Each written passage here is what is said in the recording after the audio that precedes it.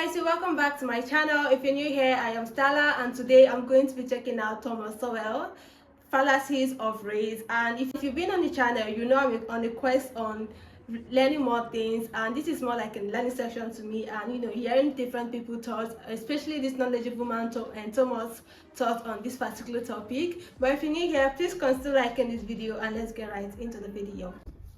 Economic facts and fallacies, quote, "Some things are believed because they are demonstrably true, but many other things are believed simply because they have been asserted repeatedly," close quote.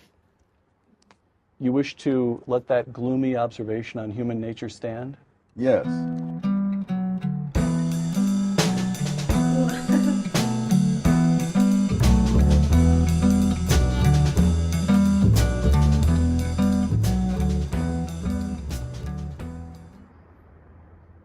Racism caused slavery? No.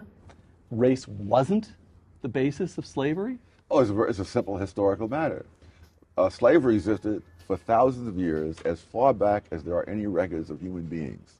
Archaeological finds suggest that slavery existed before human beings could read and write. So, what a racial difference between the slaves and the enslavers, that is a relatively new phenomenon. You didn't have in ancient times the ability to go to another continent and move millions of people of a different race across the ocean. So you enslaved the people who were nearby. The Europeans enslaved Slavs for centuries before they brought the first black African to the Western Hemisphere. Okay, but so you're not suggesting, you do not wish to say anything other than that slavery as practiced in the United States it may have been recent, but you'd be willing to grant that it was particularly perverse and destructive because race got mixed into it at that point, right? Race got mixed into it in the United States more than anywhere else for a very simple reason. The United States was founded, as the Declaration said, of independence, said all men are created equal. If that's true, then the only way you can justify slavery is to say that some men are less than men. I see. So the racial but in Brazil, where Brazil imported more slaves than the United States, there was no such ideology. Brazil was not a democratic country. The whole issue never arose. I see. All right. Race doesn't account for differences in black-white income? No, the differences between income between Western Europeans and Eastern Europeans is greater than the difference between blacks and whites in the United States. Differences in income are the rule, they are not the exception. So, looking at all these sociological studies that show a persistent gap between African Americans in income and every other form of American in income is what? Useless? It tells us things that we don't need to know. It misleads us. How would you describe that? Wrong, I think, sums it up. It is not true. Hispanics have a lower per capita income than blacks. Hispanic households and families have a higher income than black households and families, simply because the Hispanic families are larger.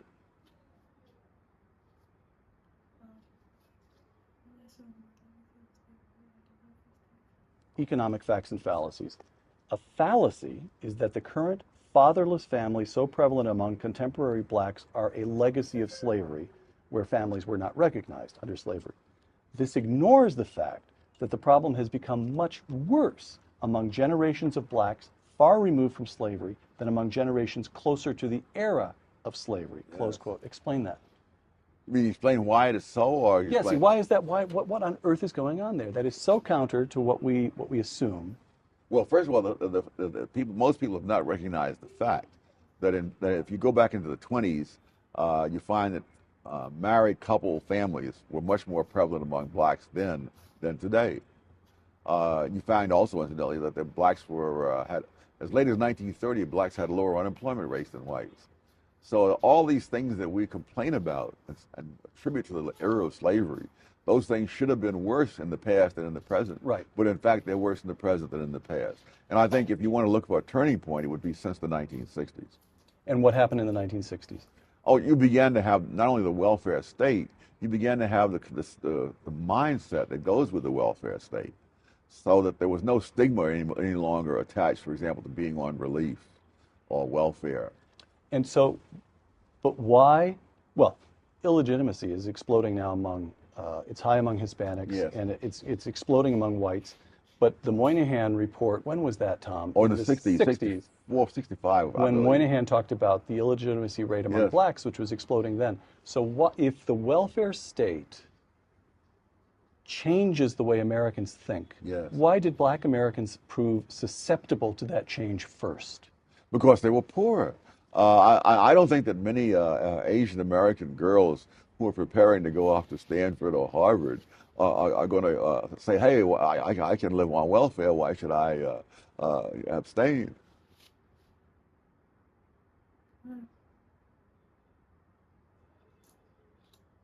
Distinguish the two, race and discrimination.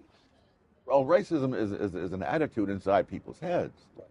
Discrimination is an overt act taking place outside in the real world. Okay.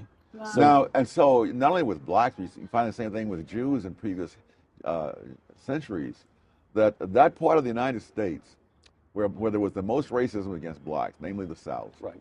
is where black construction workers were much more common than they were in the North, right on into the 20th century. And most people are unaware that in the South, blacks were the construction workers. I remember a professor at Howard University saying that when he was a boy in the South, his father pointed to some man on the street and said, he was the first first white construction worker in this town. And so what was going on there? The racism did not, so whites could think of blacks as somehow or other separate, but they'd still employ them because the market made it profitable to do so. Yeah, in fact, yes. And in fact, a law had to be passed to stop this because in the 20s, and particularly as the Depression got underway, black construction companies in the South using black non-union labor would come up to the North and underbid on government contracts, taking them away.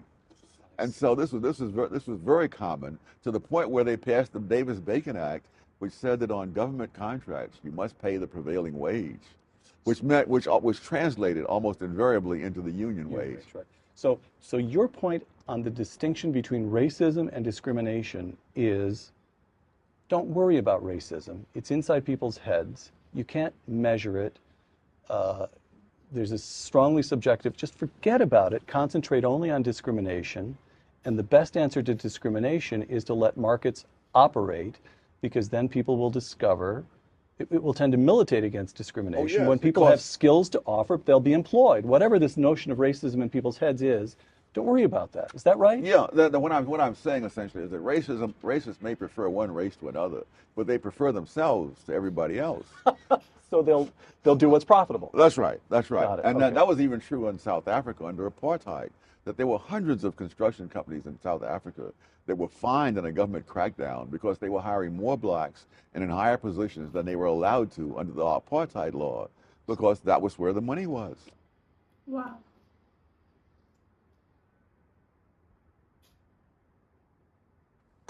Once again, race and culture, economic facts and fallacies. Race is used as a sorting device for decision making, even by people who are not racists.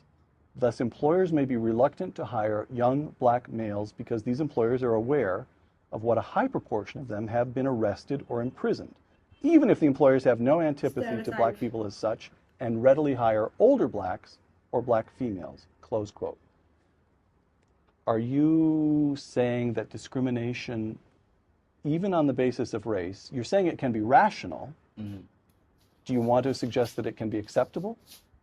Well, that's a different question. Yes, but I do notice that among a group of employers who routinely check everyone for prison records, the hiring of young black males is greater than in the employers in general. Whereas once they realize, if they find somebody whose record is clean, they'll take him. Yes.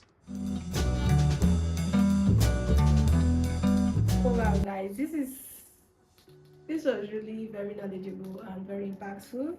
Well, I would say racism has to do with stereotype as well, because at the end of the discussion, when he said when a young black person goes for an interview, they'd like check his records and to know if he has been in and out of the prison, or just record as at large criminal record. I feel like that is a stereotype among the blacks, and basically that's what how racism starts. There's a journal I read online concerning the fallacies of race. She said everybody is a racist in the head, and as well, racism is more like a stereotype, what you think of you a particular race to be.